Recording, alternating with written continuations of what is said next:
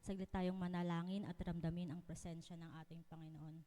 Hallelujah, Jesus. Lord, maraming salamat po, Panginoon, sa gabing ito, Panginoon. Lord, thank you, O God, Lord, sa opportunity to share your word, O Jesus. Lord, maraming salamat po, Panginoon, for using us, Panginoon, to become an instrument, Lord Jesus, to share your good news, O God. Lord, we pray, Panginoon, for your anointing, O God. Bless this place, O Jesus. Bless your people that will hear your message, O God. Patuloy, Panginoon, na maranasan namin ang inyong pagpapala through this message, O God. Lord, maraming salamat po, and we declare victory, Panginoon, sa inyong mga salita, O God. Kayo lamang ang maluwalhati, Panginoon, at maranasan ng bawat isa. In Jesus' name we pray. Amen and amen. Hallelujah.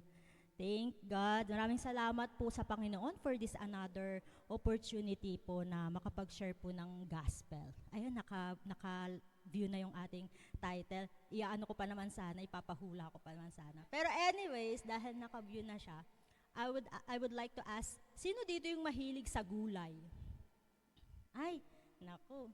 Minsan may mga nakikita akong bata na mga 5 years old, ay mga 10 years old. Sabi nila, I don't like veggies. Mga ganun. Ay, bakit? Pero naalala ko, nung bata din pala ako, hindi ako mahilig sa gulay talaga. Gusto lang natin karne, hotdog, iba ganun yung mga pagkain noon. Pero as the time goes by, syempre, nare-realize natin, nakikita natin kung gaano kahalaga ang gulay sa ating mga katawan because talaga namang yung nutrients ay nandoon. Amen? Nako, I pray na after nito, magiging cravings na tayo sa gulay. Ayan, sige. Simulan natin. Ang title nito ay Healthy Vision. And yung verse kanina na binasa, basahin natin siya ulit. Sa Habakkuk chapter 2, verse 2 to 3. And the Lord answered me and said, write the vision. We're talking about here the vision. Meron na ba tayong na-visualize sa mga buhay natin? Of course, meron naman, no? Pero this time naman, we are talking about vision natin sa pagiging Kristiyano, sa buhay natin na kasama ang Panginoon. Yan, write the vision and make it plain upon tables, that he may run that readeth it. For the vision is yet for an appointed time, but at the end it shall speak and not lie. Though it tarry, wait for it, because it will surely come, it will not tarry. The Lord reminds us that whatever vision na binigay sa atin ng Panginoon, malate man siya, feeling man natin hindi na siya mangyayari, parang, hindi will ng Panginoon, the Lord reminds us to wait for that vision to happen. We just have to pray for it. You just have to trust the Lord sa kanyang perfect timing. Ayan. And sa atin namang first point, ayun, mabilisan lang. Mabilis tayo ngayon. Ang bilis ng introduction. Praise the Lord. Ang first point natin is go. Yun ang first point natin. Go. Sabihin nga natin, go. Go. Baka ano nyo na ba, naiisip nyo na ba kung ano yung mga points natin? Kasi sinabi ko, healthy vision. We have 3 points. And ang first point natin is go. Anong sabi ng Panginoon sa word na go? Sabi niya sa Matthew chapter 28, verse 19. Therefore, go and make disciples of all nations, baptizing them in the name of the Father and of the Son and of the Holy Spirit. The Lord commanded us to go and make disciples. And praise the Lord for this platform that we are able to share the good news of God. Not just na tayo lang, kasi yung technology tinulungan din tayo. Hindi lang dito, but all nations. Pwede siyang mapunta sa kabilang dako ng mundo. Alam naman natin, ang social media, bigla na lang na buong mundo, alam na yung isang video nagva-viral. And I pray na yung mga good news ng Panginoon natin mag-viral din sa buong mundo. Amen? Amen. Let's declare that. Hallelujah. And the next verse, sabi doon sa first point na go, sabi sa Mark chapter 16 verse 15, he said to them, go into all the world and preach the gospel to all creation. It's all connected din sa verse kanina. Talaga naman na we are commanded to preach the gospel, to share the gospel. Hindi siya yung pang sa atin lang na Alam ko na niligtas ako ng Panginoon. I will not tell my enemy. And that's not the will of God. The will of God is to tell everyone, even yung mga tao na hindi natin close or mga neighbors natin, we pray that the commandment of the Lord to love our neighbors through sharing the gospel, magawa natin yun. Amen po. Hindi siya ganun kadali. I know because merong mga tao na magdi-disagree sa atin. Kasi we have, each and everyone have different perspectives sa buhay. Ano po? Ang Bible ay may mga pagkakaiba-iba ng pagkakaintindi. And we pray na maging united tayo sa good news ng Panginoon through the power of the Holy Spirit. Amen? Amen. And ayan, the second demand, meron pa palang isang verse na pahabol.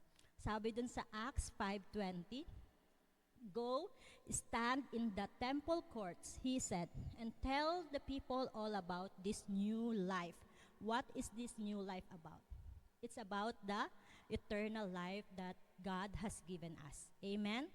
Sabi doon, stand in the temple courts. This is actually as an example of temple courts. We are standing here, merong mga na-assign dito na tumayo at para i-preach, i-share ang gospel ng ating Panginoon. Amen?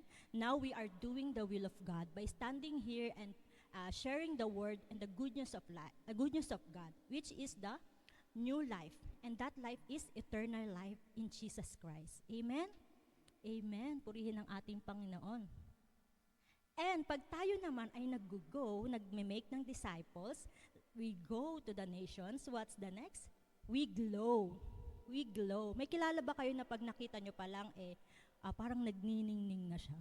Parang shining siya. Sabi sa Proverbs chapter 4 verse 18, doon na tayo sa isang yung isang translation. "The path of the righteous is like the morning sun, shining ever brighter till the full light of day." I believe merong Tagalog din yan para mas maramdaman natin yung Tagalog ng Proverbs 4 verse 18. Na tayo ay magliliwanag. Ayan, sabi sa Kawikaan, chapter 4 verse 18, "Ang pamumuhay ng taong matuwid ay parang sikat ng araw na lalong nagliliwanag habang tumatagal." Amen. Alam ko na may kakilala tayo na gano'n, na tuwing nakikita natin, yung aura niya, yung kanyang personality ay nakakahawa. Para bang, nandito na yung magpapasaya ng grupo. Yung mga gano'n. Meron ba kayong mga classmates noon o friends noon, na group of friends, na pag dumating na yung isa na parang lagi siyang masaya, siya yung nagsishine dun sa group na yon. And I pray na tayo din sa buhay natin bilang isang Kristiyano, na magningning tayo, mag-ilaw tayo whenever we go outside this platform and this world. Sino man yung mamimit natin, makikilala natin, sasabihin niya na Kristiyano to kasi nakikita ko sa kanya. There are some sad parts na noon na naririnig ko na nagte-testimony na meron nagsabi na matagal na sila, 2 years na sila magkakilala or magka-work, then nagkagulatan na lang sila na, Kristiyano ka pala? Yung isa din, Kristiyano ka din pala? Kasi nagkita. Ibig sabihin, hindi nakita yung glow ng Panginoon. And we rebuke that kind of character. We pray na tayong lahat, as anak ng Panginoon, ay mag-glow tayo. Maramdaman tayo ng mga taong nangangailangan ng gospel, ng good news ng Panginoon. We will glow. Amen? And next naman, sabi doon, sa Galatians, chapter 5, verse 22 to 23, but the fruit of the Spirit is love, joy, peace, forbearance, kindness, goodness, faithfulness, gentleness, and self-control. Against such things there is no law. Amen. We are welcoming always and every day the Holy Spirit into our lives. Amen. Every time we pray, we acknowledge the presence of the Holy Spirit. Lagi nating ini-invite ang Holy Spirit sa ating mga buhay. And ang fruit nun, nakikita sa atin, nag-glow din tayo kasi nga nakikita yung fruit of the Holy Spirit. Nakikita na, mapagmahal tong taong to. Joyful. Itong taong to, mapayapa siya. Kasi ang dami niyang pinagdadaanan, pero ang payapa pa rin ang buhay niya. That's the fruit of the Holy Spirit. Yung kindness, meron akong shinare before na ang hirap naman maging mabait. Lord, gusto ko po, pangarap ko pong maging mabait.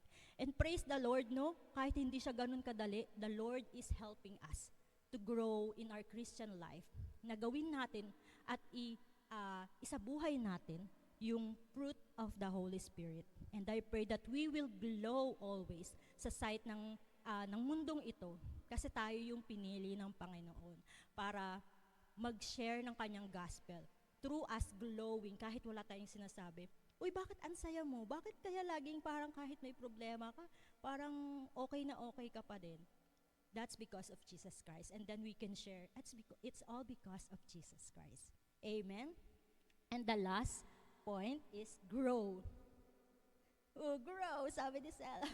Grow. Are we growing as a Christian? Are we growing in our visions? Sabi sa 2 Peter chapter 3 verse 18, but grow in the grace and knowledge of our Lord and Savior Jesus Christ. To Him be glory both now and forever. Amen. I pray that we will all grow in our Christian life. I pray that the presence of God will always be with us as we grow. Para lang yung halaman na pag hindi mo inaalagaan, talaga mamamatay siya. Katulad din sa atin bilang isang Kristiyano, kailangan nating alagaan yung pagiging Kristiyano natin. And paano yon? Through the power of the Lord Jesus Christ. His presence, through prayer and connecting with our God every day. And I believe na we will all grow in His presence. Amen? Purihin ang ating Panginoon. Ano nga yung tatlong iyon? Tatlong points? For us to have a healthy vision, ayan, and therefore I conclude, parang sa school lang before, no? Lagi ko naalala yun, and therefore I conclude. To have a healthy vision, sabi, let us go and make disciple of all nations. Let us glow with the light of the Lord. And let us grow in the grace and knowledge of our God. Amen. Purihin ang ating Panginoon. Tayo'y manalangin. Hallelujah, O God. Lord, thank you, Jesus, for your reminder, O God, for your message, Panginoon, Lord, that we should go and make disciples, O God. That we should glow, Panginoon, whenever we meet people that need to hear your gospel, O Lord. And we should grow, Panginoon, in your presence, Panginoon, as a Christian, Panginoon, living with you, O God, we should grow, O God. Lord, tulungan mo po kami, Panginoon, Lord, na maisabuhay, Panginoon, ang inyong mga mensaheng ito, O God. Lord, patuloy, Lord, dalangin namin na we will go and make disciples, O God. We will glow, O God, in your presence, Panginoon. And Lord, we will grow, Panginoon, Lord Jesus. Lord, maraming salamat po, Panginoon. Patuloy na dalangin ko anuman ang pinagpipray ng bawat isa dito, Panginoon. Bilang isang Kristiyano, Panginoon, Lord, katagpuin mo ito, Panginoon. Even, Lord, yung mga first time pa lang po, Panginoon, na marinig ang good news ninyo, O God. Lord, we pray, Panginoon, Lord, na kayo ang kumatagpo sa mga taong ito, Panginoon.